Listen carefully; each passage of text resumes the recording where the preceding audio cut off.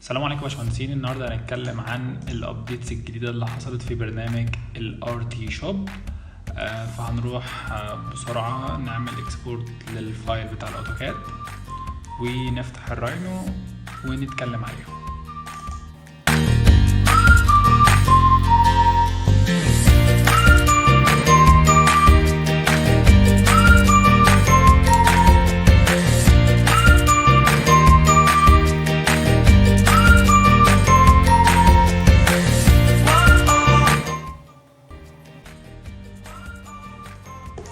نرجع تاني دلوقتي. ايه الابديتس اللي حصلت؟ اول حاجة انه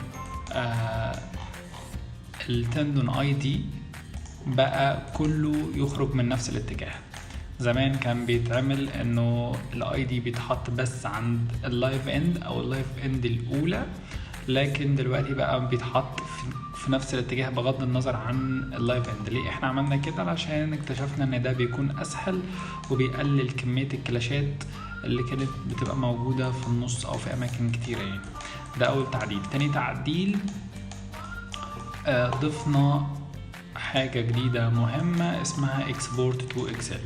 بتشتغل ازاي اكسبورت تو اكسل؟ اكسبورت تو اكسل دي بتخرج لنا اي جداول. يعني الجدول ده كامل هيخرج كله مرة واحدة لفايل اكسل بكل الداتا اللي هتبقى موجودة جواه.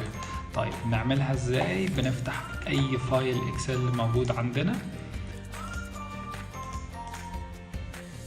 وبنيجي جوه الجروس هوبر وبندوس كليك واحدة هنا، هنلاقي فايل الاكسل اتملى بالداتا كاملة اللي كانت جوه الجدول.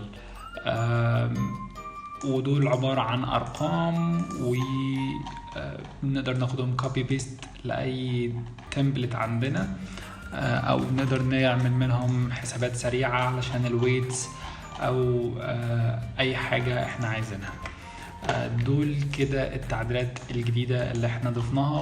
واحب افكركم انه السمري او التيبلز دي كلها ينفع تتعدل as per الريكويرمنت بتاعت كل شركة. بمعنى اصح، يعني لو الجدول ده محتاجين نضيف فيه اي داتا جديدة او محتاجين نضيف الجداول هنا باي شكل جديد، احنا بنقدر نعمل ده بكل سهولة. شكرا لكم.